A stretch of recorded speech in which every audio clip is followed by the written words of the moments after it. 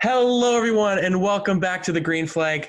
I'm your host, Lucas Wacker, and alongside me, as always, we have Kyle Cushman, bringing you the latest in the world of racing. And this week, we have plenty to talk about, including a We do. doubleheader weekend at Pocono Raceway. So, without further ado, I think we should just jump right into it. What do you think, Kyle? There's a lot to talk about today, so we can't waste any time on this one. For sure. So I think we'll just jump right into it. We've got the Pocono doubleheader this weekend, the first time NASCAR has ever tried this. And I think it was a overall success. Wouldn't you say, Kyle? Yeah, I think that given the circumstances and everything around it with all the weather and everything going on, I think that it went about as good as you could have hoped for. It was good that they were both relatively short races. The racing itself was Pocono, so it wasn't like it was back-to-back stellar races, but I think overall having back-to-back races at Pocono is probably the best way to do it, and I think that the doubleheader, and it seems like the ratings as well have been saying that it was overall pretty much a success. Yeah, I agree. I mean, if you're going to try this doubleheader weekend, I think Pocono is the perfect track to do it. Since they usually, in the previous years, the dates have been so close together, they've only been separated by like a month and a half or so. So I feel like it was a time to try it, especially during, even though this wasn't even this was planned before the pandemic even started. This was scheduled for this year. About it, yeah. So it was a good move by NASCAR all around, I'd say, and it's good to move on to some positivity after some negativity over the past weekend. Do you want to talk about Bubba Wallace a little bit just to clear up that discussion? I feel like we should at least mention it. Yeah. Yeah. So after we recorded our show last week, literally about half an hour, news broke. As I'm uploading everything. Yeah. Yeah, exactly. So NASCAR released a photo of the noose in Bubba Wallace's garage stall, and it turned out not to be a hate crime, which was obviously great news. The noose was actually found to be in the garage since October of 2019, and it was obviously very scary on I think it was Sunday night, I guess, when it all broke out. But then on the Tuesday, everything was clarified. But obviously that moment on the Monday where the drivers pushed the 43 to the car, 43 car to the front of the grid was powerful. It was moving. It was, like we mentioned last week, it was the most powerful moment we'd seen in almost all sports. So it was good that NASCAR cleared the air. They released the photo, and the FBI found no evidence just to suggest that this was a hate crime at all. So it was a noose, though. It wasn't like it was Bubba Wallace made the whole thing up or it was a hoax, but it was legitimate. But glad to hear that everything went all right. Yeah, and I think it's important to remember that given the information we knew on the Monday, everything about that moment at the beginning of the race, that was real. At the time, given everything we had heard, we believed, obviously, what we were told. We didn't have any reason to believe that it was something else. Just given the language that everything was kind of brought up on and everything that was going on, that moment was real. And even though after the fact, for the better, obviously, it's not a hate crime. That doesn't change the fact that at the time they believed it was, and that moment was real. And so even though in the aftermath, some people may want to take away from that moment, to me, that moment is still just as powerful as it was, and it's still a great show of solidarity from the entire garage area.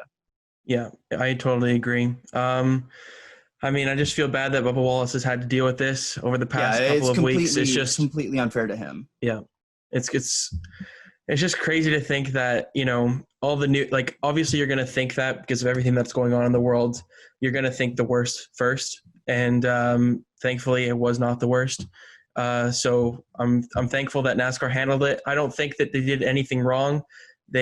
Steve Phillips mentioned that maybe they kind of rushed they could have put a different wording on what they released, but I think it's difficult to say that after the fact. Like, you can say it after the fact, but during that moment, you think obviously that after everything that Bubba Wallace had seen on social media in the previous week and everything, it seemed like it would make sense that storyline would match up. And the crazy thing is that Bubba Wallace got that garage stall with the noose in it. Like, it's just totally random. I mean, it seems a bit suspicious in that case, but I mean, it's over and done with. It's in the past now, so hopefully we can move on from it. But that does not change what the moving of the car to the front of the grid and all the drivers standing there side by side and showing their respect and showing their comfort to Bubba Wallace in these difficult times. So I think we can put that to bed. Just wanted to address that at the beginning of the show. So I think we should move on to the first race on the Saturday this weekend at Pocono we got Raceway. a lot of miles to cover. Yeah, it felt like a long weekend, that's for sure. It was long 2 days, but we'll start off with Eric Almirola was on the pole for the first race. He won it by the random draw. And that car looked strong early. That 10 car, they show some speed, and obviously track position is the most important thing at Pocono, and it's very difficult to pass. And Almirola proved that early on. And unfortunately for him, Joey Logano did get by him there, and Joey Logano did win stage one, pretty uneventful stage one there. And then moving on a little bit, there was a bit of pit strategy, I'd say. It was like the first race there was less so, but the second race there was a lot of pit strategy. But the first race, it's Pocono. You've got some drivers going for stage points, and you've got some drivers trying to pit there for the win before pit road closes with 2 laps left to go on the stage. So some varying strategies throughout the entire race. Difficult to keep track of, that's for sure, as a fan. I mean, Larry Mack probably can't even keep track of all the strategies. I can only imagine all the screen spreadsheets, everything that he's got going on, just trying to keep track of everything. Like, I think it wasn't the first race, but I think during the second race, there was like 6 different pit strategies going on at one point. It was nuts. Yeah, but that's what we expect out of Pocono, and that's one of the silver linings of the track itself.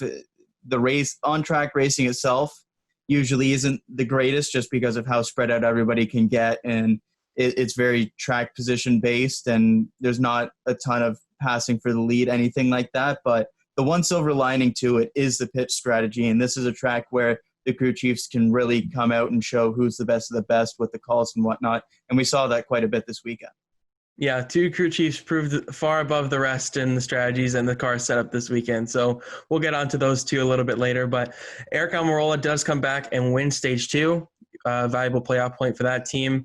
Great couple of runs the past couple of weeks for that 10 car. Yeah. Lots of top 5s and top 10 runs. So definitely put a nice string of results together for the 10 team. Yeah, I think that we kind of forget that Stuart Haas isn't just the Kevin Harvick show all the time. Like, when you think Stuart Haas, you think Kevin Harvick and then the rest. And when you hear the names Eric Almirola, Clint Bowyer, even Cole Custer, you don't really associate them with the race-winning speed that we see from people like Kevin Harvick. And we're kind of reminded that, oh yeah, these guys have really good cars when somebody like Eric Almirola gets the track position, gets up front, and he's able to pull away at points from cars that we would normally see fly by, people that we would expect, like Eric Almirola. So it was kind of a bit of a reminder, and they've put together some really strong runs recently, and they're definitely on the upswing. But yeah, it was kind of a funny reminder because you see Eric Almirola on the pole, and you're like, okay, he'll drop back, whatever. But no, they held their own all weekend long. It wasn't just because of the track position. They had a really strong car. Yeah, he proved that in the second race, too, that they backed it up with a really solid run there, too. And moving on, I guess, into the final stage of the race, we had Eric Jones and Tyler Reddick coming together off of turn number 3. Obviously, that was a bit painful for 2 bubble guys at the playoff race, both of them on either side of the bubble going into the race. And what happened was, I guess, Jones was trying to avoid Kurt Busch a little bit as he was slowing there, and then Reddick had nowhere to go and just slammed into Jones's left rear, and both of them went in to the inside wall, ending both of their days for a top 15, top 10 run. So disappointing for Eric Jones after mentioning last week that it was one of his strongest tracks. He proved that in the second race. Yes. But the first race didn't go quite to plan for that number 20 team. Yeah, and that's got to be super disappointing because it's kind of a fluky wreck. You get very minimal points. You don't get the stage points either to kind of make up for that at all. And so when you've got 2 races at one of your best tracks and one of those you wreck out and finish in the bottom 5, that's a really tough pill to swallow, especially for a team that's been a little bit slow going at the beginning of the season again, on the outside looking in at the start of this weekend. Was only a couple points back of Reddick, but when you have that opportunity there, it's really disappointing to not be able to capitalize that. The first occasion, obviously the second one, he really made up for it. But out of this weekend for Eric Jones, I'm sure he was hoping to get a really big points haul. And because of the wreck, he was only able to get a decent one. Yeah, for sure. I felt bad for Jones and Reddick. They were both on that bubble race. You need those guys to be competitive, and I think that would have been a really good, entertaining battle. Those two trying to go down the stretch there in the final couple of laps, just trying to see where they would end up, because it looks like those two are going to be right there until the end. I don't see anything changing in that scenario, so it'll be interesting to see if the rookie can beat Eric Jones, who was supposed to be NASCAR's maybe next big thing, but hasn't quite managed to get there just yet in that 20 car. But some other notable names getting some issues. Chase Elliott had a transmission issue later on in the race, kind of put a damper on his race. I think he finished 25th.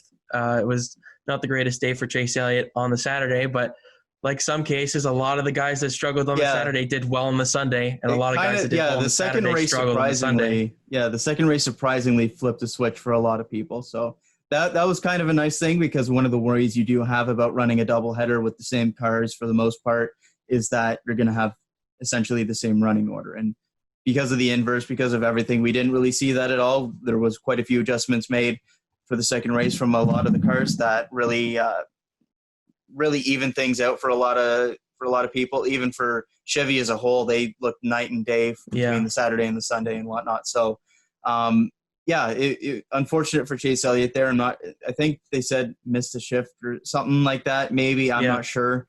Something like that. Even before the transmission issue, he wasn't running all too great, and Chevy as a whole on the Saturday really had a tough time finding speed. Yeah, the entire manufacturer struggled on the Saturday, but once again, it flip-flopped on the Sunday, and they looked pretty competitive early on. So at least in that respect, it was entertaining to see the different storylines on two different days, even though the front two were the same on both days. So the primary storyline was the same, but the rest of the field looked basically completely different. Yeah, it was basically inverted, to be honest. It's kind of crazy to look at the results. But Christopher Bell and Eric Jones literally switched positions. Exactly. And I think we both picked them the wrong day. Yeah, the wrong day. I should have picked the Bell. Later on in the final stage, Bowman and Logano both had tire issues that was coming down to the end of the race there. It was kind of, I don't know what really happened with them. I guess the tire just went down. The tires seemed pretty durable. The lap times didn't really drop off, so they must have ran over something to result in them. So both went to backup cars for the Sunday, but they didn't have too bad of finishes there on the Sunday either. So on the final green flag pit stops of the day, though, Almirola was in the lead. This car was fast, and we're not kidding. Like, Almirola was the leading SHR car on the Saturday, and I think he had the fastest lap of that first race as well when they were showing the telemetry afterwards. Yep. He was literally the fastest car. Yeah, it was Almirola, Hamlin, and Bowman. Those were the two. Those are the three manufacturers. Yeah. And Almirola comes down pit road and takes 4 tires in the lead. Kevin Harvick follows him down pit road, but takes 2 tires, which ultimately ended up winning him in the race. Rodney Childers with a great call there on the 4 car. As I mentioned, tire wear wasn't too big of a factor, and it was more about track position. But if you're in the lead, you kind of have to go the safe route in some respects with Almirola, take the 4 tires. And if there was a late race restart, which there wasn't, but if there was, he would have been in prime position to maybe capitalize on those 4 tires and make a move on Harvick and Hamlin. But as the laps were winding down, Hamlin's coming hard. He took 2 tires as well on his pit stop. He went a little bit longer, so he kind of knew what the 4 had done. And Harvick was just a bit too far ahead. Hamlin made a pretty good charge. I thought he might have had him. Yeah. Like, it was really close with 2 to go there. But track position is king, and those Fords have the straightaway speed to pull down on the Toyotas. So Kevin Harvick holds off the late charge and wins at Pocono for the first time in his career. That's crazy. 38 tries. That's crazy. When they mentioned that in the race, I was really surprised that he had never won there before, because, you know, the first one that comes to mind would be the Ryan Blaney's first win, and Harvick was right there on him. I think Harvick has just had some bad luck at Pocono, hasn't quite gotten that win, but he broke out this weekend. He had some really strong results, and good on Harvick for getting another win, his 3rd win of the season, and 3rd since coming back from the pandemic. Yeah, it really looked like Hamlin had the better car right at the end. It was just once they got through the lap traffic and there was nobody else ahead, it seemed like Harvick being able to break up the draft changing the line down the straights really caused it to really space out there. Hamlin was able to charge hard through the traffic. He was able to get through the traffic quicker. He was able to draft in the right positions. He was able to get right there. But once everything cleared out, just wasn't able to do anything else from there. And that's what really ended it for him. Wasn't quite able to suck up to the back of him and try to make any move. And then once they got through the traffic, it really seemed like Harvick started to pull away again. But it was interesting to see how the second day it was kind of reversed there. But no, a pretty solid finish to a pretty uneventful race. There was at least a battle for the lead at the end, which spiced things up a little bit. But yeah, I was surprised to see as well Harvick hadn't won at Pocono. I didn't realize that going into the weekend, but very, very solid car. And Stuart Haas there between Almirola and Harvick had a couple good finishes. Yeah, and Hamlin was dealing with a vibration there. I forgot to mention there at the end of the race. He was screaming on the radio about that, but still he was chasing down Harvick. So I don't know. Sometimes these vibrations, they kind of are just, hit or miss. They actually are a real legitimate thing, and sometimes they're just noises that the drivers hear, and they get paranoid, I guess. So yeah, I was going to say there's probably a lot of paranoia when you're running down a guy for first and you think you start feeling something and you feel like you're going to wreck it or something, but yeah, it was a good day for those two. They proved that they had the strongest cars on the Sunday and they had a significant gap back to third and on as well. So yeah, it wasn't just the calls. Though. Yeah. The call worked really well, but those two cars at the end of the day were the class of the field. Yeah, it was interesting to hear after the Sunday race that the cars were actually driving way better on the Sunday after. Yeah, I couldn't believe that it was like that much of a substantial difference, and they were still that far ahead on the Sunday and the Saturday. It seemed pretty comparable. So obviously, they hit the setups right on the weekend. Yeah, the only thing I can think of is just having the two earlier races and not really, but then you still have some weather delays and whatnot. So I'm not sure. And they did wash out, what was it, the end of turn one there because of all the oil that was down and the trucks and Xfinity, just guys going. What a wreck fest those two races were. But, oh my gosh. Yeah, that was interesting. But yeah, I'm not really sure. Maybe later in the day, the track temperatures being different, something along those lines. But no, regardless as to what the situation was, those two cars were ahead of the field by a significant margin at the end of the day. Yeah, and just wanted to point out some notable finishers from the Sunday because there was quite a few. Yeah. We had Christopher Bell all the way from 36th up to 4th. He got my driver of the day, 100% on Saturday. That car was fast. First time I'd seen the 95 really with legitimate speed this season. Yeah. I felt like he had a top 5 car, 100%. And it's very difficult to gain that track position at Pocono. So obviously the entire 95 team hit the strategy right, and they had a car to back it up too. So good start of the weekend for them. Not so great on the Sunday, unfortunately. But then Michael McDowell, he was leading late in the race before he had to pit for fuel. He finishes 8th. That 34 team, Front Row Motorsports, have taken a huge step this year with John Hunter Nemechek and Michael McDowell in that car. Going from 3 to 2 cars, I think, has made a huge difference. Once again, I think they've limited their resources and focused more on those 2 cars. And it was a great weekend for Michael McDowell in the first race.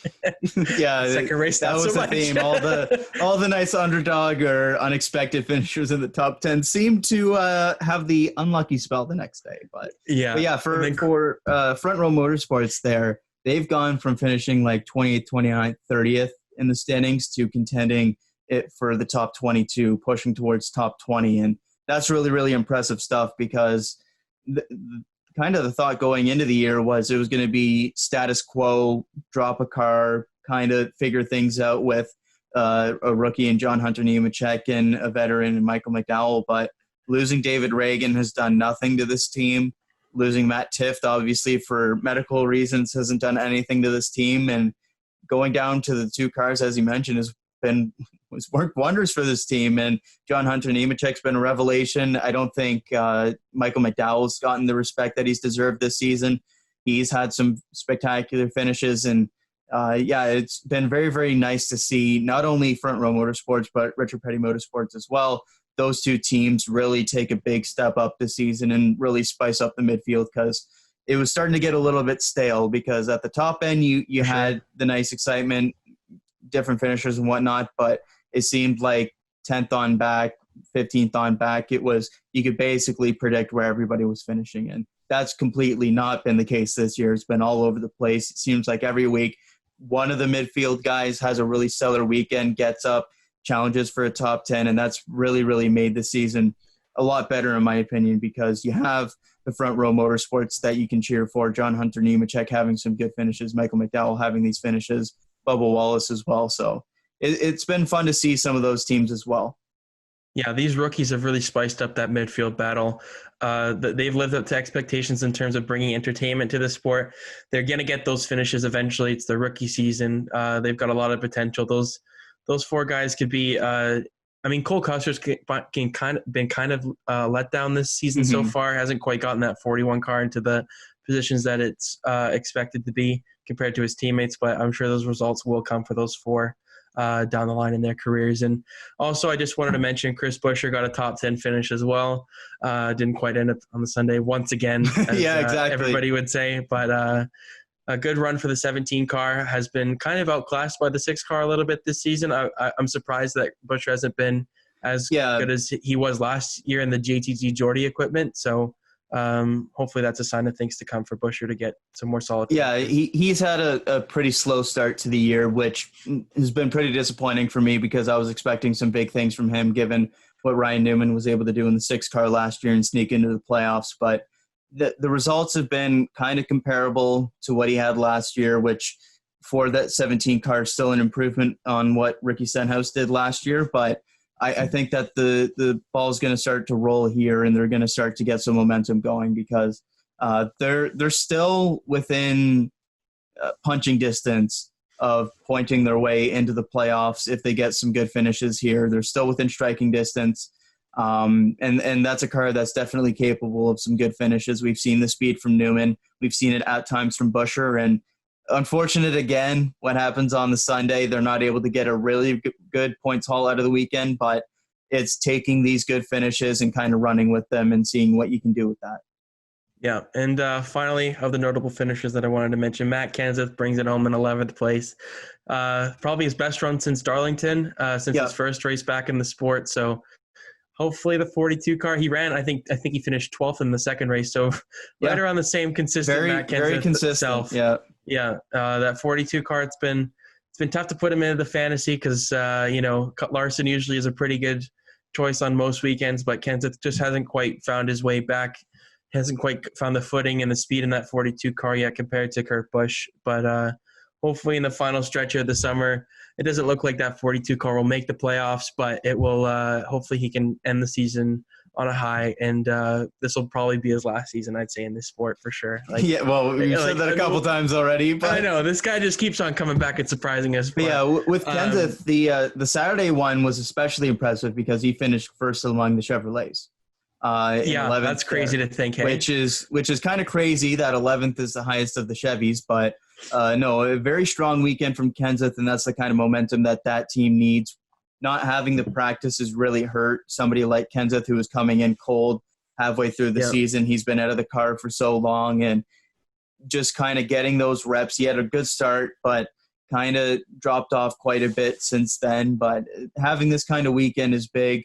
And heading into Indy this weekend, I think that the ball is going to start to roll for that team as well. And as you said, this is a team that has to get a win if they're going to make the playoffs, just because of the circumstances, missing so many races at the beginning of the year for Kenseth. Yeah, they're going to need a win, and they're going to have to try some different strategies and whatnot to try and get that, whether that's pitch strategy, different setups, whatever it is. But getting that 11th and 12th finish this weekend, that's a positive sign for that team. Yeah, for sure. I think the bubble race has been a bit further ahead this year. I feel like the points it's less of a gap between first to 16th. I feel like it's more competitive this season. I think that has to do with the within the no practice.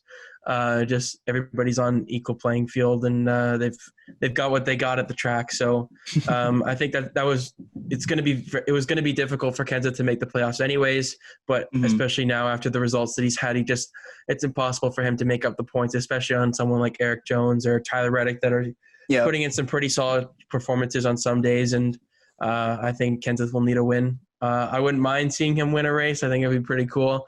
I don't know if I want him to get into the playoffs per se, but I wouldn't mind like a playoff win, even if he's outside of one. But I mean, he had a pretty good send-off when he was in the 20 car at Phoenix. But maybe he'll get that last win. We will see. That 42 car will try and survive, I guess, and just try and run up the season for just try and gain some experience for next season. So I think with that's pretty much the Saturday race. And we move on to a pretty busy Sunday race, Sunday day itself. Yeah, at Pocono. Literally from the start of the day through to the end, there was racing the entire time. Yeah, the truck race was rained out on the Saturday, so it moved to the Sunday morning, early morning for us West Coasters. I did not get up for the truck race. I didn't even get up for it. Yeah, it's the truck race at Pocono. I'm gonna skip this one, but Brandon Jones ended up winning that one in a wreck face. I wasn't expecting it, but yeah, a last lap pass at Pocono. Who would have Sheldon Creed with a really, really big points day, jumping up quite a few positions in the standings there. Truck Series is going to be a fascinating playoff race to watch. Oh, yeah. They expanded it slightly. I think they expanded by 2 this year just because they added a couple more competitive trucks to the series. And it's shaping up to be a fascinating race to the finish because there's been some teams that have underperformed. There's been some young drivers that have had some pretty solid finishes. And so that series, I think, has the most fascinating playoff race just because of how wide open it's been. I agree. Yeah, I totally agree. The truck series has got so many competitive trucks that could win on a given day. Yeah. I mean, you've got Rafael Lazard that's outside the playoffs on the number 4 truck for Kyle Busch Motorsports. And I think Matt Crafton is right there on the bubble, if not outside the playoff race right now.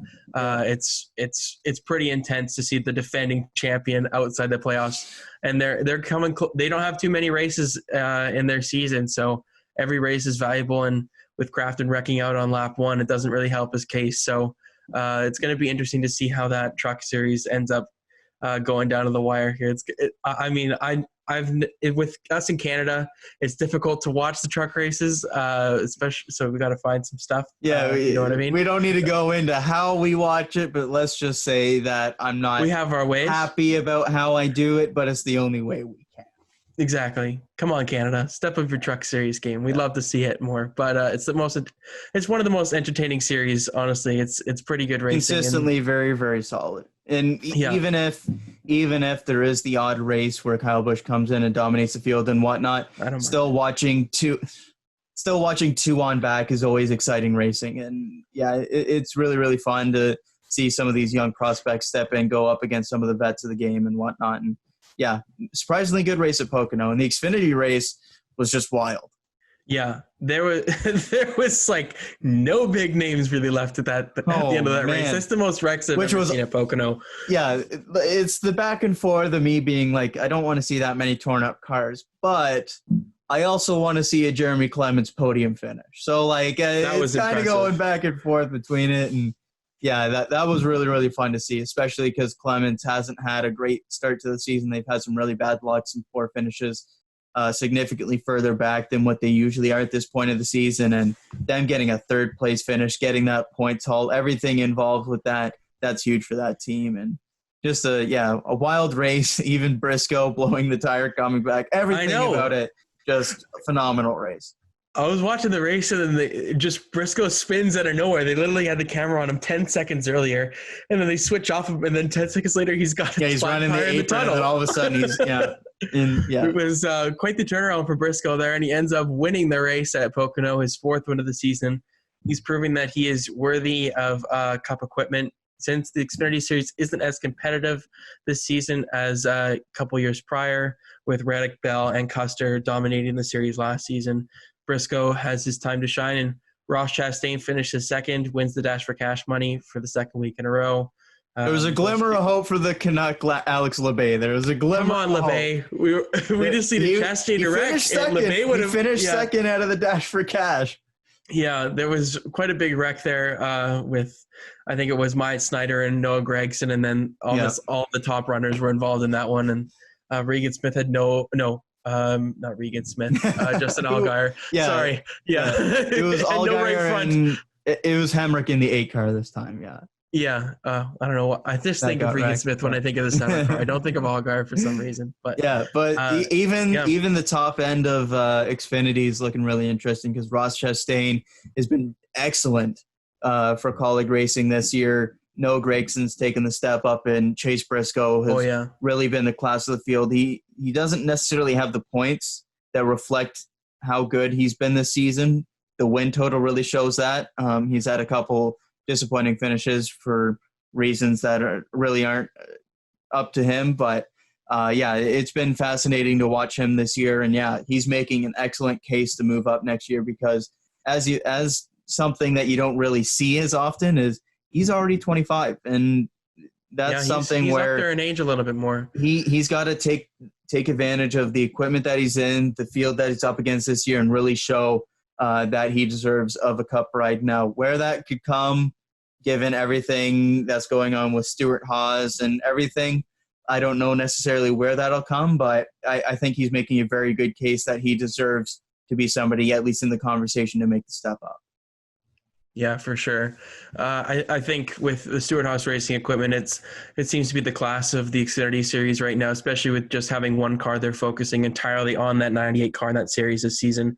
And I think Noah Gragson, for me, has been the biggest surprise this season. I wasn't sure if I would have seen the 9 car last season. He didn't really show too much speed, about 6th to 8th there on most occasions, but considering the top 3 were so good on every week, it's difficult to really put the blame on the 9. But Noah Gragson has really showed, I think, Chase Briscoe's best performance this season has been actually at Homestead when he didn't even win. He's like 6 laps down, and he almost won the dang race if he had the cautions fall his way. So I think that showing by Briscoe there at Homestead shows he's looking to get a cup ride next season.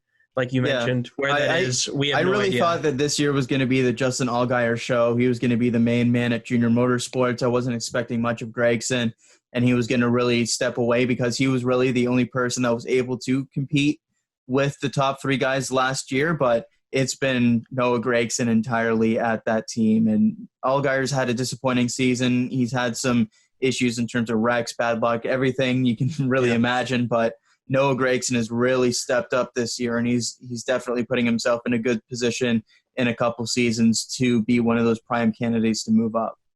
Do you think you could see Gregson taking Jimmy Johnson's seat next season? I would think that. I would definitely see that if it weren't for the fact that the rest of Hendrick Motorsports is already so young.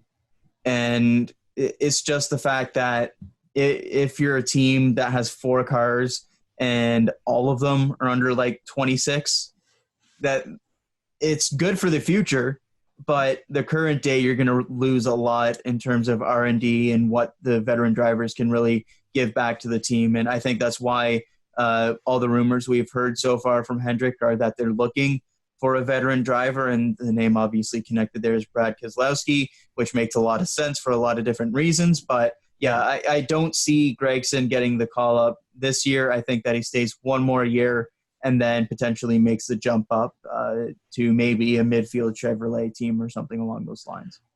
Yeah, Gregson has – I didn't think coming into the season I'd even consider Gregson for the 48 seat, but wasn't even the conversation for me.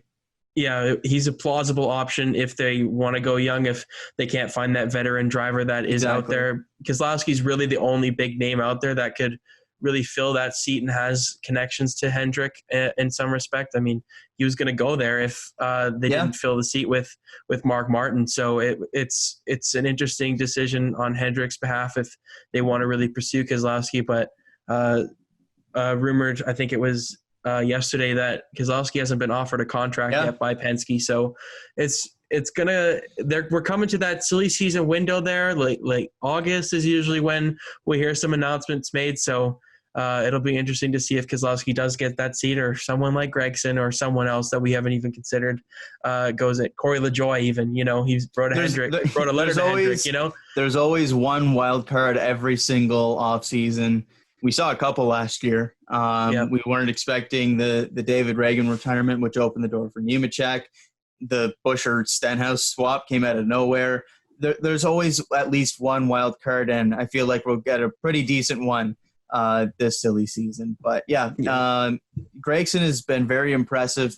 Obviously was in position to have a very, very good finish, if not win the race, if it wasn't for him getting tangled up with Myatt Snider there. But very, very good couple races to start the day. The Cup race, not necessarily as exciting, but it's the better of the two races, I'd say, though. Better of the two. Yes. So for sure. With that, I think we move on to the Cup race. There was a threat of rain. Of course, we've always got rain for the Cup Series. We can always find time for that. I think if worst possible luck, like if you're in a drought somewhere, host a NASCAR race. They will come and find you weather. Yeah. Okay. Yeah. That's all I gotta say. If you're in the Sahara Desert, NASCAR, I would recommend going there because you'll find build a racetrack. It'll rain. Yeah. You'll find a thunderstorm. So a threat of rain once again. And after 4 laps, we had a lightning strike within 8 miles of the track. 30-minute wait. NASCAR posts a iPhone timer for 30 minutes on Twitter, and I'm watching that very intensely, making sure that timer does not change again, and it didn't. And but a little bit over an hour delay, I think I'd say, even more than that. It was it was right around the timing right. Yeah. It was. They got a little bit of rain in some corners, but they didn't lose the track, thankfully. If they did, we probably wouldn't even be recording this right now. No, we definitely wouldn't. So it's nice that they got the whole race in, because later on there was a threat of racing to sunset. So we'll get to that. Yeah, that made the race quite interesting there too. So we'll move on to when they actually started to get to racing again. Michael McDowell, one of the surprises of the Saturday, spins early on in stage 1. He's done for the day. That thing was destroyed, and early into the day for that 34 team. And obviously disappointing. You'd want them to. They started about mid top 10 there because of the invert. So Ryan Preece was meant to start on the pole, but he went to a backup car. So a backup engine, I think it was. They changed the engine. And Kurt Busch ended up getting there on the front row there. So Kurt Busch wins stage 1 after holding off Blaney. That was the only main incident in stage 1 with McDowell. Blaney was coming hard. Just that track position is so important. Blaney was faster than Kurt Busch, but couldn't quite get his way past them. Of course, I had Blaney as my stage 1 winner for fantasy, so I was really rooting for him. Can't say I was doing that later on. But Kurt Busch gets his first playoff point of the season. That's another driver. I think it's up to 17 drivers have playoff points now. One of them is not Kyle Busch. We'll get to that. We'll get to that guy a little bit later. Yeah.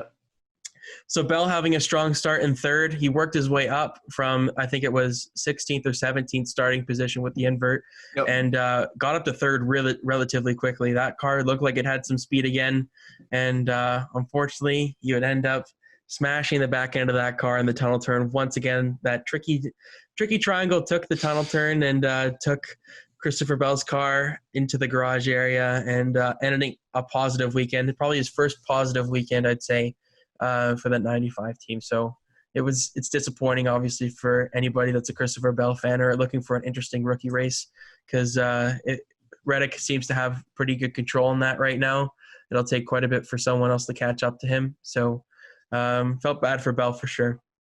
Yeah, they're very quickly, if not already, in must-win territory to have a shot at the playoffs. And it's unfortunate given the expectations that were coming into the year. They had a really, really slow start, but it really seems recently that they've found a lot of speed. We saw that this weekend. And again, that's another guy where you have such a strong finish in the first race, but then kind of lose all the progress you made in the second race in getting a bottom 5 finish. They did at least pick up some solid stage points, so that was at least a silver lining there. But definitely a disappointing day for that team, given where they are in the standings, still barely inside the top 25 and really need to start making up some ground. The positive thing is that even if playoffs are kind of out of reach, they're a decent ways back at that. The 20th through 25th right now was so close that a few solid finishes and they're in a much more respectable position given where that car should be. Yeah, we'll see. With the upcoming tracks looking like there's a couple of mile and a halves. We'll see how that mile and a half speed has turned around for that 95 team, because it wasn't really there early on in the season before and after the break. So hopefully that 95 team will turn it around. Hasn't quite gotten the results that De Benedetto did last season in it, but I have a feeling that Bell will probably stay in that 95 for another year. I haven't seen anything that would prove otherwise. I don't think Jones can lose his ride to Bell over this season. So I'd say Bell is in that 95 for at least another year. Maybe they do another 1-year contract for Jones again, kind of like on a year-to-year kind of basis where they see who outperforms the other kind of thing. So, but they definitely want to keep both of them in the Toyota stable. Yeah, they have to. They have to. They're too young talent, and I hope that Bell gets another year in that 95 car to try and improve that 95 team, and also try and get a little bit more detail into his driving for years to come. So last year, just one last thing on that team. Last year, I remember after the Bristol race, where De Benedetto almost won, finished second. After the race, he was talking about how the second half was much stronger for that team, and how they were really building as the season was progressing. And I think that we're kind of following along the same kind of timeline this season, where first half they really struggled, whether it was setups, whether it was driver transitioning, whatever it was, they just didn't have it. These last couple races, it's been a slow build, and this weekend really showed that they're on the right trajectory towards being a potentially race-winning car. And we saw that a little bit at the end of last season with the further JGR alliance this season with Christopher Bell in that car. I wouldn't be surprised if we were starting to see that 95 car in the top 10 significantly more often the rest of the way.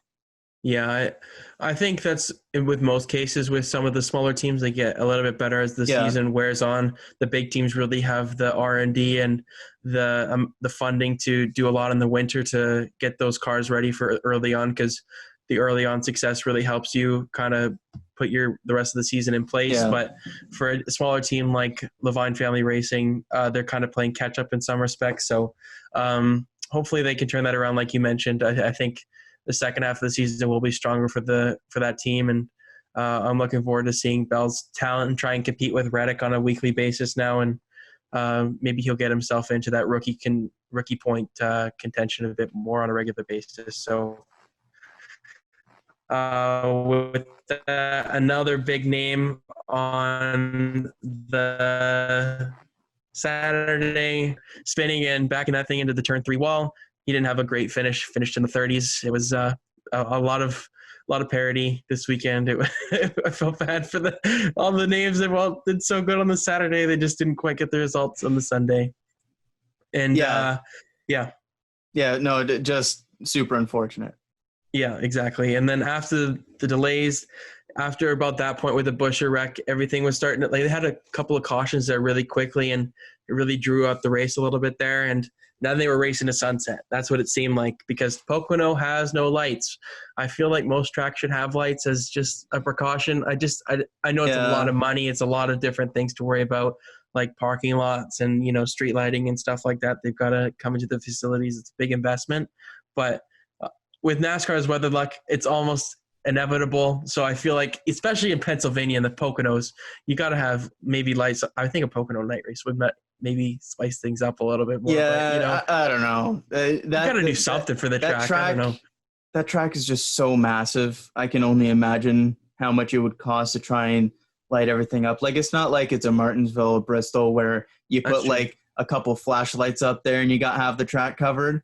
Like, that's a mammoth racetrack. And so I definitely get why they don't. There's never been even a thought of having anything even close to being night racing or even threatening it. But given the triple header, given everything, it just kind of pushed everything back to where kind of got dangerous for a second. But I guess when everybody got the threat of, hey, we might not finish this race, they decided to race clean the rest of the time. Yeah, well, you say that, but we did have an incident. With the exception of one. with the exception of this. Kyle Busch getting dumped by Ryan Blaney in the tunnel turn, ending Kyle Busch's day. A very poor taste in my mouth after that one. Blaney, there was no replay cameras of the incident, of course, because, they want to keep Blaney, NASCAR's one of NASCAR's golden boys all night. No, I'm kidding. I'm kidding. They didn't quite have the I angle. do like that one, though. That's good. They didn't quite have the angle because of limited camera personnel at the track. So there was a third party that posted a video of it and then NASCAR posted on their social media channel.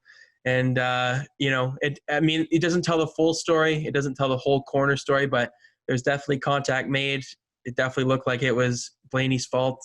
They had been racing hard because they were on a different pit strategy. And with it maybe going to racing them to sundown and maybe they shortened the race a little bit more, they could have maybe made the race on one stop because those two ran their fuel tanks pretty much dry because of the amount of caution laps that they had. They almost went like 60 laps on their fuel tank on a 2.5 mile track, which is pretty remarkable, but that just shows you how many caution laps there were. So they were battling maybe for the win, depending if that caution does come out or not. Another bad day for the 18 team, falls back to 11th in points, which is pretty crazy to say after the two-time defending regular season champion. They can throw that out right out the window. There's no chance, and he's catching Harvick this year. Yeah. He's over no 130 points back. Yeah, no. And those bonus points have proved valuable for that 18 team because sometimes in the playoffs they don't quite perform in the second round. I'd say probably the most, and it'll be interesting to see how far that 18 team can make it in the playoffs this season. With no playoff points going in right now, I don't know how far they'll get. It's going to be an uphill battle to try and catch the likes of Hamlin and Harvick and the Penske cars. So they've got to turn that ship around really quick. Like Kyle's mentioned on many occasions, they feel like the lack of practice has really hurt them. And I do agree with that, I'd say. I think for some of the teams, they just need practice like Kent, I think, and Kyle. So it's been a rough start to the season if you're a Kyle fan. And, it's kind of crazy to see that he's had the championship slump that he has. But Indianapolis is one of his better tracks coming up this weekend. So maybe look for a bounce back in your fantasy lineup, but I'll get to that a little bit later. Go for it, Kyle. The thing with Kyle Busch is I'm not that worried because I don't think that he's even remotely got a risk of missing the playoffs. That's just not a conversation. No, I wouldn't say so. The one thing is that, the playoff points and having that buffer really, really helps just because of anything can happen in the playoffs. But the thing for me is that as we continue to go along, I think we're getting closer and closer to having those practice days, having those qualifying. And I think that they'll really make a strong push to have those regular race weekends for the playoffs. So you can't have some of these excuses and have people complain and whatnot. And I think that will really, really help that team once we get to that point. And I think that there will be definitely a stark contrast because we even saw just this weekend how much better that 18 car looked from the Saturday to the Sunday. Yeah, he made a big improvement because every team got to work on their cars from the Saturday. It was the first time where they actually had track time to go off of. Yeah, it was a 130 lap practice session on the Saturday to help to prepare for the Sunday. So that had points on the line. Yeah. So Kyle wrecked out, finishes almost in last place. I think it was a bad day for the 18 team after having a top 5 run the day prior. Another name that had a great run, a top 10 run on the Saturday, struggles on the Sunday. So difficult day for the 18 team, but they'll move on to Indianapolis. And then after that, they had it was about 10 to go in the stage, I'd say it was. And then they had another spin with Ryan Preece. Bubba Wallace, with the tied clean pass of the day, gets narrowly by. He got some air. He went over the bumps down there. He got some air. It was funny his radio chatter afterwards. Right yeah. Oh, yeah. The back and forth between him, his spotter, the crew chief was awesome. Yeah, he's. I can't repeat what he said, but it was pretty funny. Pretty funny to hear Bubba Wallace in a positive mood this week, which was really nice Yeah, to that hear. was And, awesome. didn't quite have the finishes this weekend that we maybe were expecting, because that 43 car had shown a little bit more speed lately, but just didn't quite get the setups this weekend for them. But I just wanted to mention that he had the tie clean pass of the day. I thought that was a pretty cool moment for Bubba. And then now we move on to stage 2. Keselowski wins it. It was just that late caution. He got the restart. He got the pit strategy kind of fall his way there. Then he kind of led after that for a bit there, but he had to pit for fuel and tires, and then he would end up pitting again because they didn't get the car quite full of fuel there when they pitted. Yeah, that's What tough. a dummy move. He was running third there late and didn't quite get the tank full of fuel and had to come back, and I think he finished outside the top 10 it was. So not the strongest finish to Brad's day, but he looked like he was in contention there late. He was probably the fastest car on the track there late in the race before he pitted.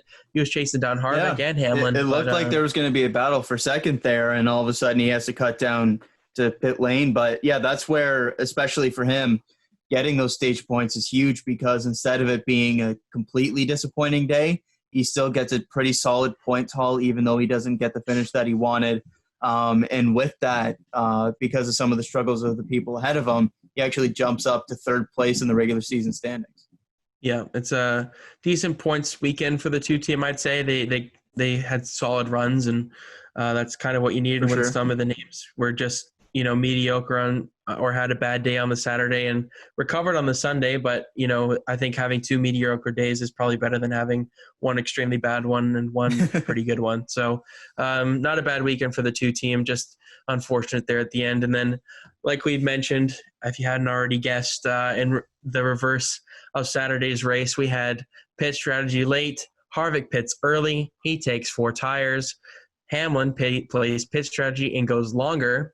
And while Harvick, after he pitted, he runs into lap traffic, and traffic he has to actually pass because they are for position since of when he pitted, and just didn't quite get through there fast enough. Kind of similar to Saturday, he didn't quite get through the traffic. That's what allowed Hamlin to catch up to him that day.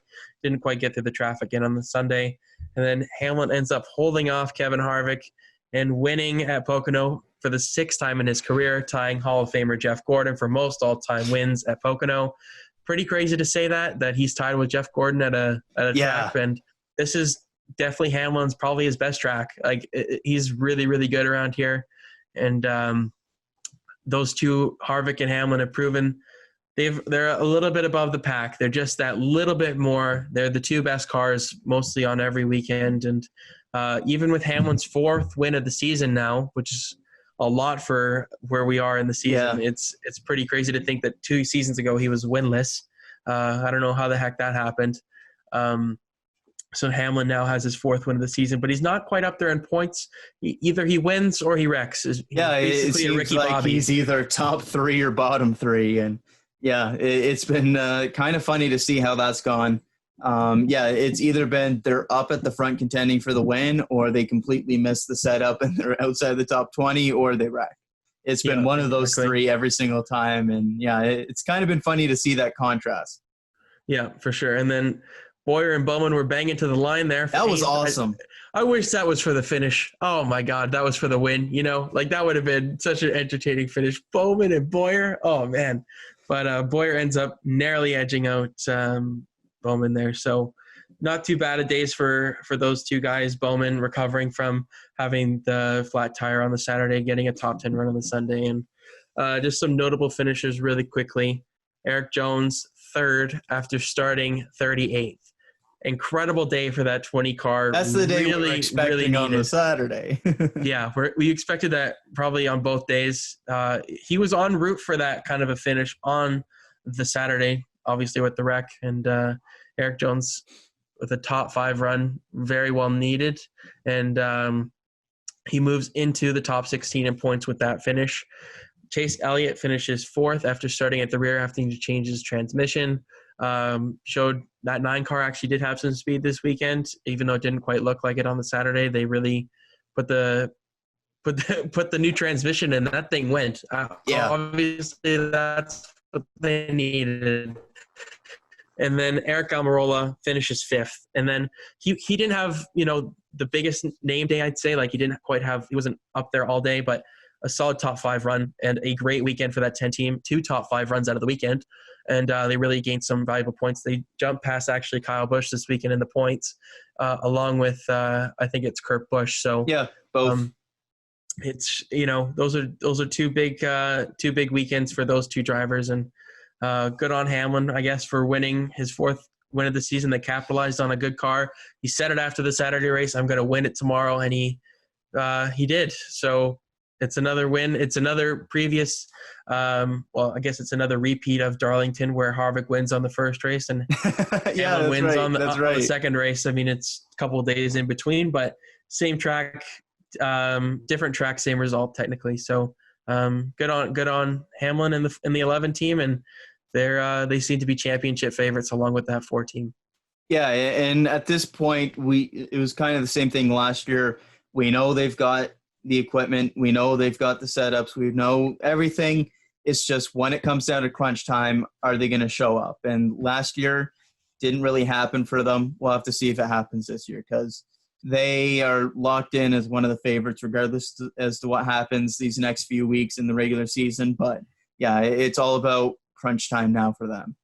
Yeah, they're getting those playoff points when they need it. And I think with that kind of wraps up the Pocono doubleheader weekend with the first ever tripleheader on a Sunday at the same track in NASCAR history. So a little bit of history there. Of course, it goes to Pocono. NASCAR is the most entertaining track, but it is what it is, I guess. And we move on to Indianapolis. But first off, we have to do Cush's 3. So yes, we do. Like to take it away. Absolutely. So this weekend was a fascinating one. We kind of touched on it as we went along, after the Saturday, I was like, oh man, I got these 3s picked out for best. And sure enough, it seemed like every single one that I had in my mind on the Sunday went ahead and had some kind of issue. So for this, I'm not doing it for each specific race. I'm just doing it as the weekend as a whole, because that's really what you come out of it in. You go into the weekend, you come out, where are you? It just happens to be that we had 2 races instead of 1 this time. So for me, the big winner is Eric Almirola. He had the most points of the weekend with 94, jumped up 3 spots in the standings from 12th all the way up to 9th because of some issues that other people had. And that's a weekend that this team needs. They've had some really strong runs recently, but they need to get as many points as they can to get themselves in a position where they can start to push towards the playoffs. And with this kind of performance, getting such a big points haul, that's something where they can now shift their attention from, okay, let's try to point our way into the playoffs, to we're pretty certain we'll make the playoffs from here. Let's start figuring out what we can do in the playoffs, because Stewart-Haas, outside of Kevin Harvick, has been for the most part very disappointing. And these last few weeks, it seems like Eric Almirola has stepped up as that number 2 guy to be the number 2 at Stewart-Haas and push towards the playoffs. So for him, 94 points this weekend, that's huge, leads everybody, even though he didn't get the win, he didn't necessarily get the finish he wanted out of the first race, still gets the most points of the weekend, jumps up 3 spots in the standings, one of the biggest movers of this weekend. Number 2 for me, Matt DiBenedetto. I wasn't really happy with him after last week. I gave him one of my duds of one of the worst 3, disappointing, whatever you want to call it. But for me, very consistent over the weekend. Got the 6th most points of the weekend with 72, moved up 1 spot in the standings because of that. And it was just consistency. They got some stage points. They had some solid runs. They were right up there with the rest of the Penske cars the whole weekend. And for me, just having that consistency, that 2 pretty solid points days after this last stretch where it's been a lot of disappointment for that team, I think that's huge going forward from here and really stabilizing after it seems like every week they've just been dropping in the standings. And number 3 for me, we talked about him a bit already, but it's Matt Kenseth. Going out on the Saturday, finishing first among the Chevys, going out on the second day, finishing in 12th again. And so for me, just the consistency of the weekend for him, that's huge. And again, like we said earlier, that team needs to start building the momentum. Obviously, a terrible situation for them mid-season, having to switch the drivers, just not something you ever want to have to go through in the circumstances of which it happened. But No, Matt Kenseth was excellent this weekend. And if they want to make the playoffs, he's going to have to find race winning speed soon. And this is the kind of momentum that can push towards that. So those are the three most impressive of the weekend. Now we got the most disappointing. And for me, leading the way is Joey Logano. He was a non-factor, it seemed, all weekend long. And while Brad Keselowski was up there, Ryan Blaney was up there, even Matt DiBenedetto, there we go, as I mentioned, had a really strong day. Logano was nowhere. Obviously, the Saturday has the tire issue, has a really tough finish there. But even the Sunday, nothing to go all day long and was even lapped. So for me, only picking up 33 points on the weekend, drops 4 spots in the standings from second going in all the way down to sixth.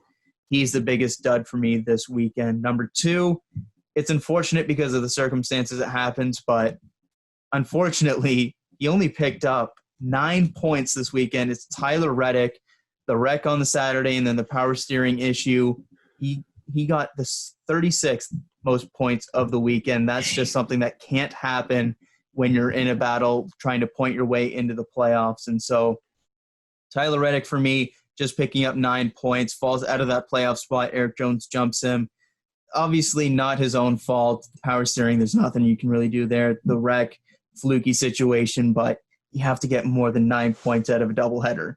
And finally for me, it's Jimmy Johnson.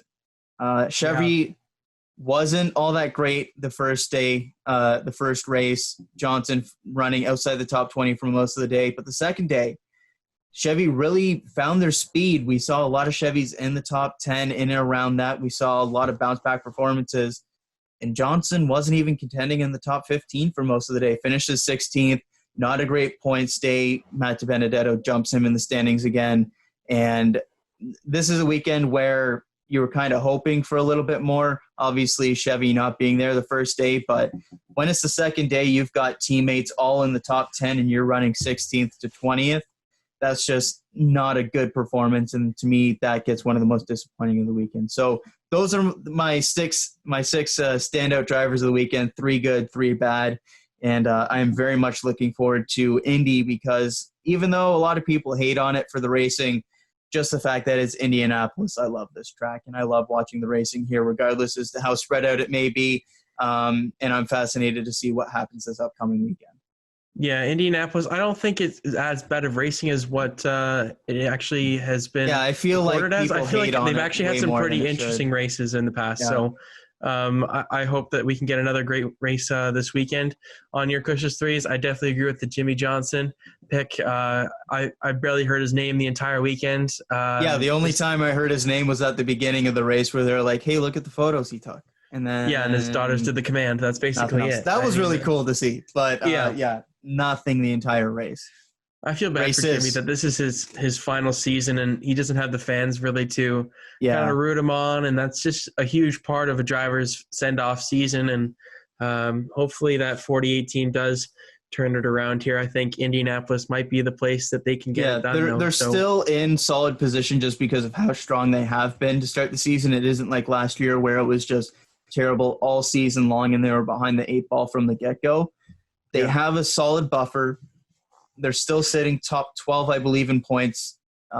They've still done enough to get themselves in a good situation.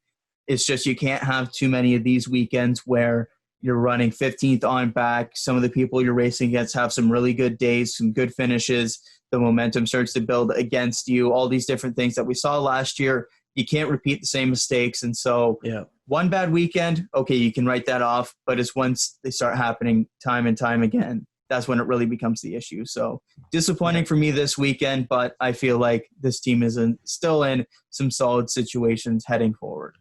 Yeah, I think, maybe the drive for 8 isn't, on the cards maybe this season, but, I think he'll make the playoffs in his final year. Yeah. That's the way it's trending. Hopefully he does be a nice way for him to end his career.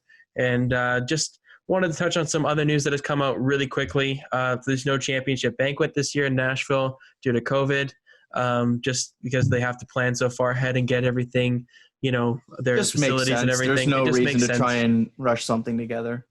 Yeah, unfortunate for Nashville because they are looking to get a race date next year at Nashville Super Speedway. So it would be a good thing to kind of segue into, bringing in a new era in Nashville for NASCAR. But after 1 year, they don't quite get the banquet this year, but they are confirmed for next year to go back there. So it's not the worst case scenario, but it's not obviously ideal either. And it looks like the choose cone rule will be implemented for the Bristol All-Star race in a couple weeks' time.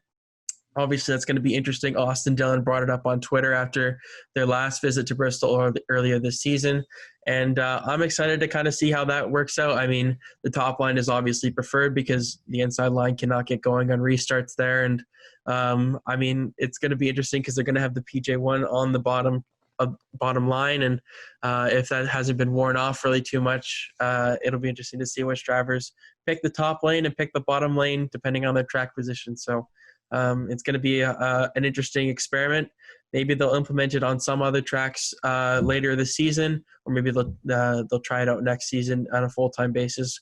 But it's a good little idea. The All-Star race is a place where they can try. Yeah, it just makes sense to try. Like that's what the All-Star race is for. It's to experiment with some stuff. And the choose cone has been something that's talked about a lot recently, just with different grooves and whatnot being so much more preferred on restarts. And it doesn't make sense for a car that's further back in the race to have an advantage, whether it's like a restart on the outside versus the inside, whatever it is. The leader already gets to do it. I feel like it should be the same for each row on back. And this is a good step towards seeing how it can work, ways to implement it full-time in the Cup Series. But yeah, it just makes sense to try it out. Yeah, the fourth place driver usually ends up second anyways. It's always a battle off pit road to try and finish fourth because the outside line is always preferred. So maybe that second place guy will actually stay in second place after winning the race off pit road or on a restart. We'll see what happens there. But just wanted to touch on those. And I think we can move on to our fantasy preview for this week at Indianapolis. Yes. And I did a little bit more notes, a little bit more research this week, looking at some statistics and stuff, not going based off of uses this week. I'm going pretty aggressive. Ooh, I like it. So first off, in my fantasy lineup for this weekend, we have got Kevin Harvick. Yes. He has an average finish of 8.95 in his career there, 2 wins, and he's the defending race winner at the Brickyard. I think it's going to be almost inevitable that you put Kevin Harvick in your lineups this weekend. It's a great track for him. Looking at the remaining races as well, I think this is a playable race depending on your usage. If you have 4 or less, maybe you want to save him. But with 5 uses for myself, I am playing him. And unless something goes wrong in the first 2 stages, he's staying in there. Joey Logano is my second driver this weekend. He has an average finish of 10.91. No wins, but has a couple of runner-up finishes. He was competitive there last season.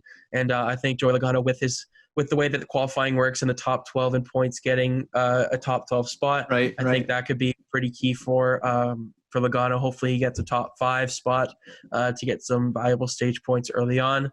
Third, I have William Byron. Only he's been there two times at the track, has an average finish of 11.5, which may not seem great, but its average starting position is 25.5. So he's making up those positions, and he seems to have a lot of ability to pass. He won the Xfinity race here as well in his season there. I think William Byron looks to be a pretty good, decent option, just a guy that will get you solid points. That he may not get you the win, but he might get you some solid points. I have Kyle Busch in my lineup this weekend. I'm expecting a bounce back weekend for that 18 team. His average finish is 12.47. That may not seem the greatest. He's had some bad luck there. He blew an engine there last year, which hurt his average finish, but he has 2 wins. He won there in 2015 and 2016, and he has led the most laps at Indianapolis of the entire field going into this weekend. Led more than Jimmy Johnson, which I was surprised to see. So considering Jimmy Johnson's success there. So Kyle Busch will be in my lineup this weekend. I think if you have 5 uses on him, you better play him because that's what I have. And looking at some of the tracks he's got remaining, I don't know if they're his strongest tracks per se, but I think Kyle Busch is the usage you want to use this weekend. Fifth, I have Jimmy Johnson. I think I have the 48 doing some pretty good damage this weekend. He's got an average finish of 16.5. Hasn't had the greatest runs there recently. he had that spin there in 2017 there in that chaotic race where he blew an engine and really ran into turn 3 there. That's the race that Casey Kane won, and it spun it out going for the lead. So, and last year, obviously, that was the race where that kind of ended his playoff hopes. So I think Jimmy Johnson could be one to watch. He has 4 wins there. Hasn't been too fast over the last month. Hasn't quite had that speed, but I'm expecting a big performance from Jimmy in his final Brickyard race. And then my garage driver is Ryan Newman. I think this guy could be a sleeper pick this weekend. He's got a win there. He's an average finish of 16th. And I think that 6 car could be a player just to get some solid stage points, get some strategy, trying to get those points back that he missed from those races he missed early on in the season. So those are my 6 drivers going into the weekend. I don't know. And then I also have my stay away from Eric Jones. You got to stay away from this guy this weekend. Hasn't had quite the finishes that he wants. Martin Truex Jr., I wouldn't really play him this weekend. I think he's got some 1.5 miles coming up that will be stronger suited to his driving style. And Chase Elliott, you do not want to play this guy this weekend. This is not one of his best tracks. And the 1.5 miles seems to be where the Chevys really have performed this season as well. So those are the guys that I'm going to stay away from this weekend, even depending on their draws or whatever. I'll see what some of the rumbling is on Twitter this weekend for fantasy. But those are my 6 drivers going into the weekend. Kyle, what are your thoughts? I love it. There's a decent amount of crossover here. We're thinking on the same line here. But when I was doing the research here, what I found really, really surprising was just how much of a veteran dominance track this really is.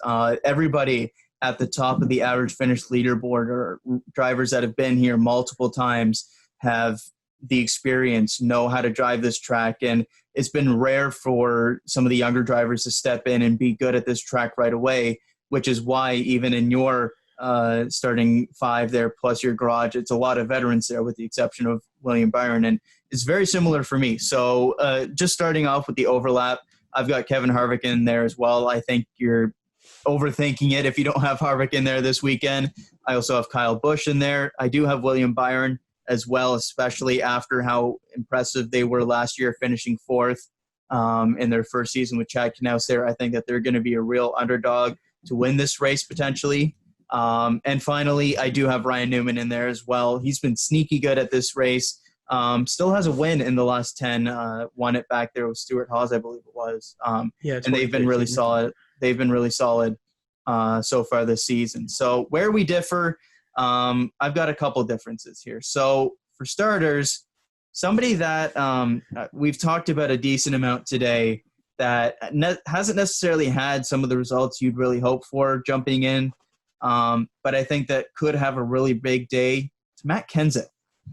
Obviously didn't run the race last year, but in the last 9, 5 top 5s and 1 top 10 for an average finish of 9.7. But the key for me is think back 2 years ago when he stepped in short notice to the 6 car there. And that car was pretty abysmal all season long. But at Indianapolis, they had a fantastic run. I believe they finished 6th or something like that. So they were running top 5, finished in the top 10. And seeing him be able to step in mid-season to that race and run so well in a car that all season long had been one of the worst cars, quite frankly, of the field, that gives me a lot of promise stepping into this 42 car, which is much better than the 6 car was that season. And so for me, I think Matt Kenseth could be a sneaky one, and he's going to be in my lineup just because there's not really a lot of places where you'll be looking to put Matt Kenseth into your lineup going forward unless they can really turn things around. And I think that this weekend could be a big result for them. The other one, for me, he's going to be in my garage. But I'll give a little bit of a punt to Bubba Wallace. He had the 3rd place finish there last year. That was mainly off of some strategy calls, but he's been pretty solid at this track, as you see with the good finish last year.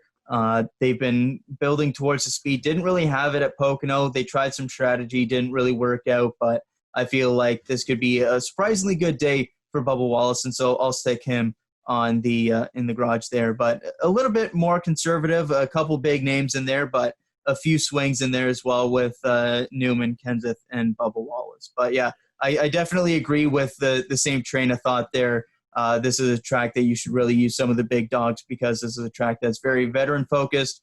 The veterans have showed up well at this track, and I feel like that trend will definitely continue with no practice time going into this one. You gave out a couple guys to stay away from. I got one more as well, Alex Bowman. He is not shown up at all at this track in his career, whether it was with Tommy Baldwin finishing right at the rear, not even finishing best of the rest or anything like that.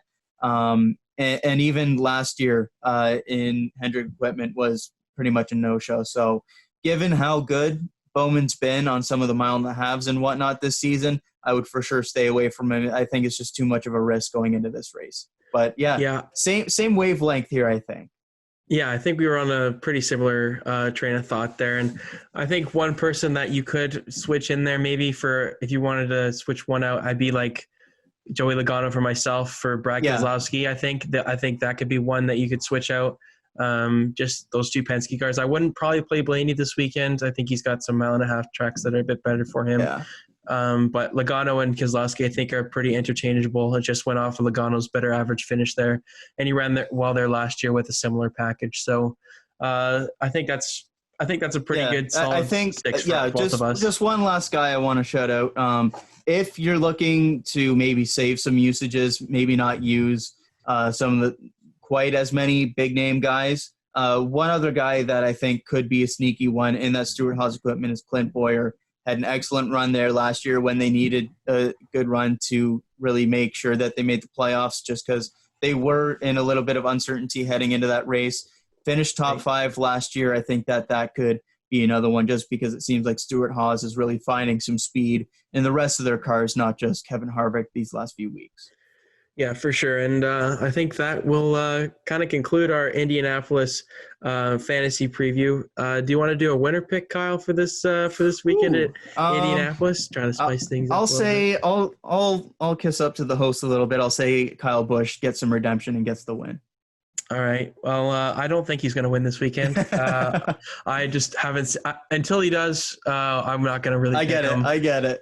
I think that 22 car is due for a win, though. I think it's been a little bit since Joey Logano's gone to victory lane.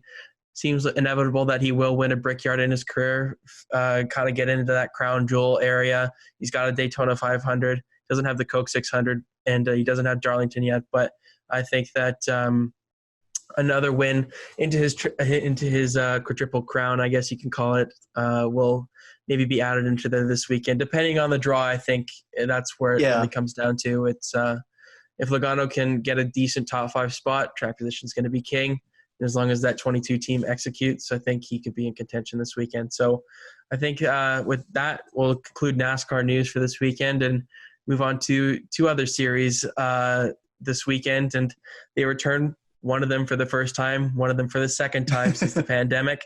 And F1 returns for the first time this season. Finally. The first race of the season. We are in July by the time that this comes. Like, by the time they race, they're into July. This is almost like their summer break that they usually do. It's crazy. They've to think already they had silly season. Like, what is this? The season hasn't started and there's already a silly season. Like, oh, man.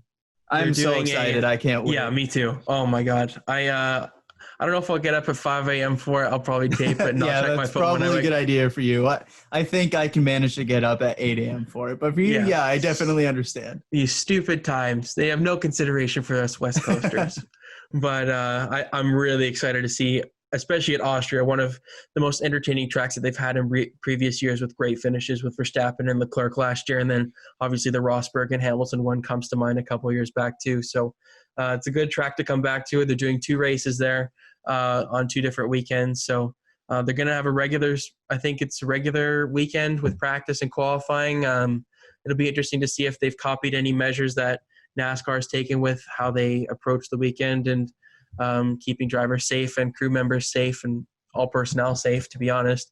And I'm just excited to see F1 back on track. And it's totally unpredictable. Preseason testing was so long ago that you can't really even judge speed off of that, because teams have been working on upgrades, and some of them have more spending money than others, and this pandemic has hurt more teams than others. And Racing Points seem to be a top 4 contender there after preseason testing, I'd say.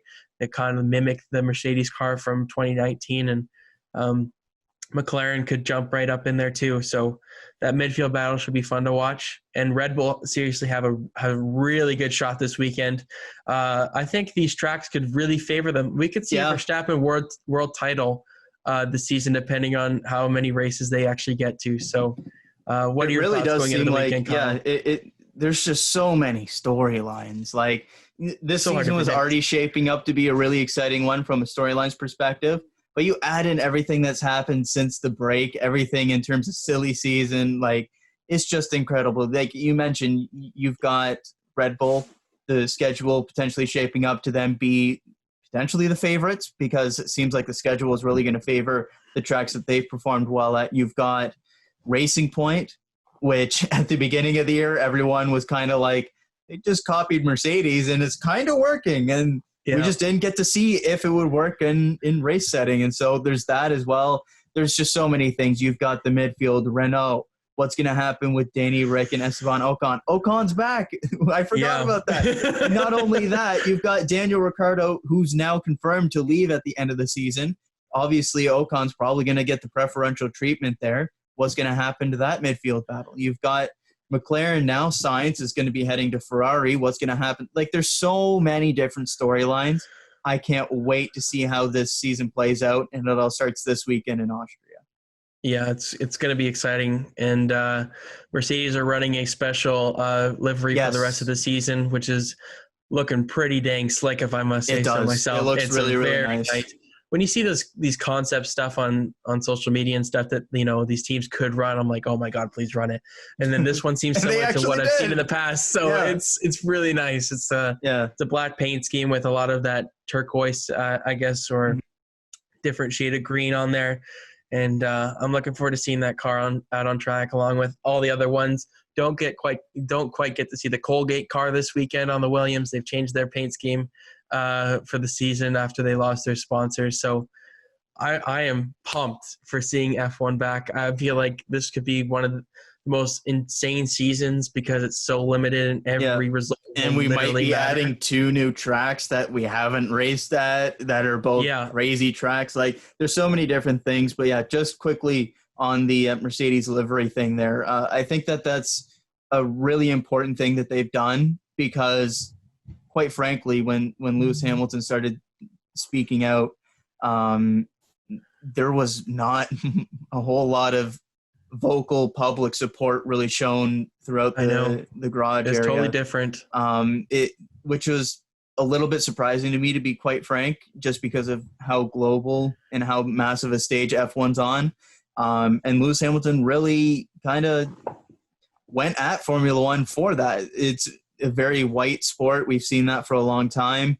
And I think Lewis Hamilton's done a great job. And I think Mercedes finally stepping up and supporting him in such a big way, changing the entire look of the car. I think that's a really big step. And obviously there's a significant way to go, especially in Formula One. But I think that this is a really, really good first step to do something on such a public scale. Yeah, for Hamilton being the best driver on the grid, to have that lack of support there at the beginning there with, it some just drivers like not speaking up, and there was nothing. Because totally contrary. He spoke up for the first time, and then there was nothing, and then he said something again that was basically like no one's doing anything, and then that's when we slowly started to see things trickle out. But I think that this was very, very important for them to do, and I think that it's going to be interesting to see how the season plays out. I can't wait. Yeah, it's very contrary to how NASCAR handled and the drivers handled Bubba Wallace. Yes. It's interesting to compare the two sports on how each driver or each sport has handled the entire Black Lives Matter movement.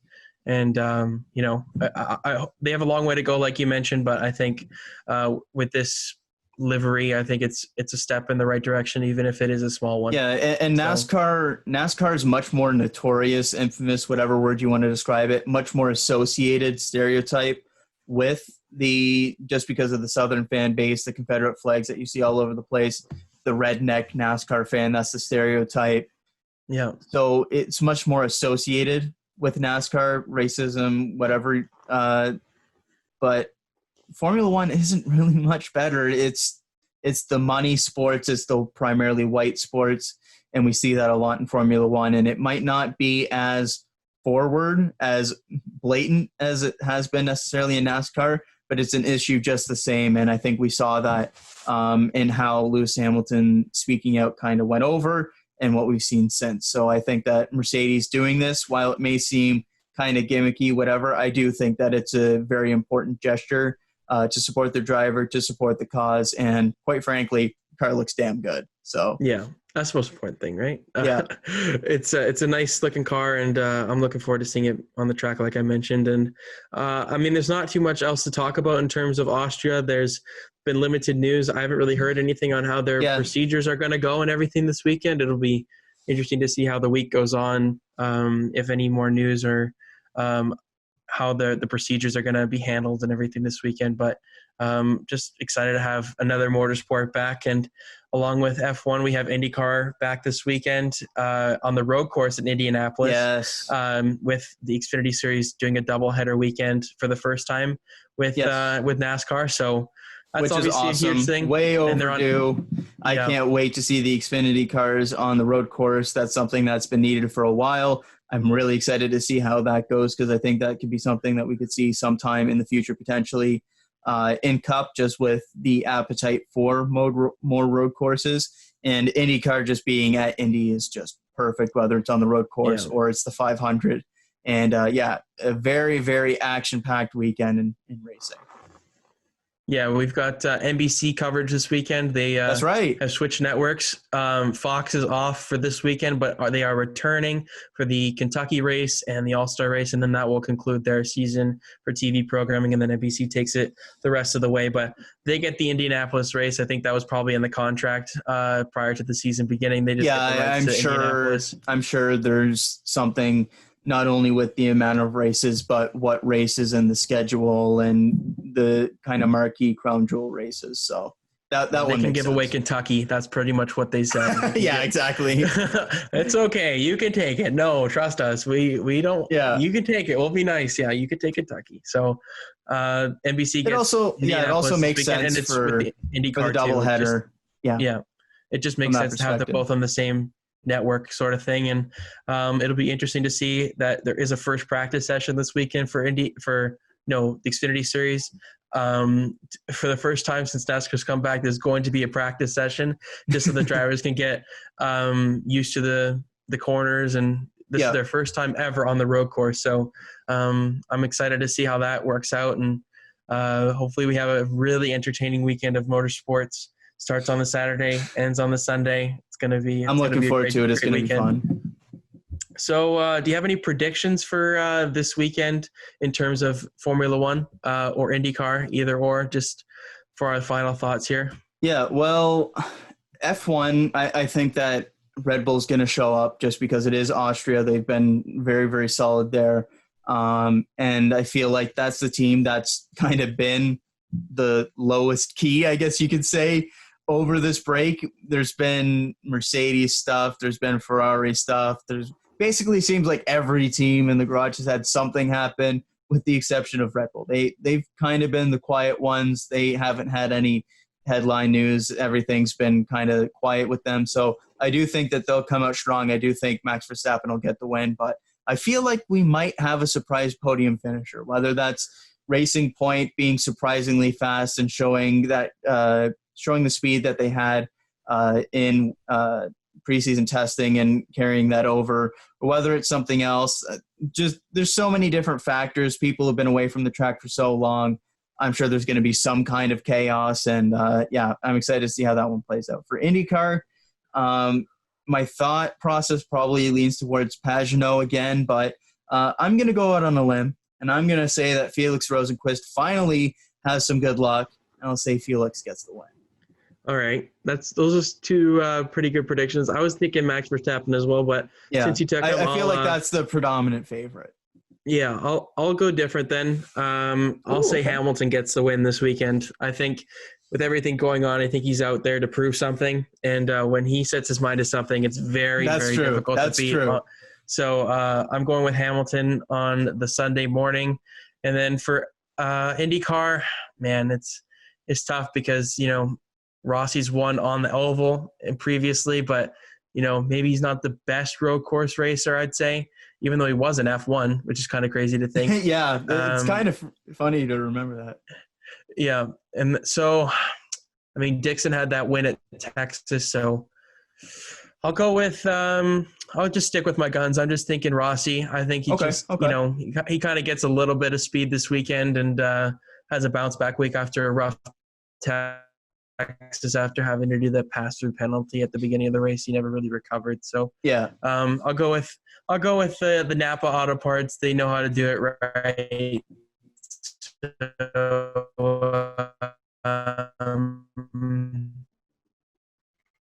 I'll go with Alexander Rossi this weekend. So, any final thoughts before we the show?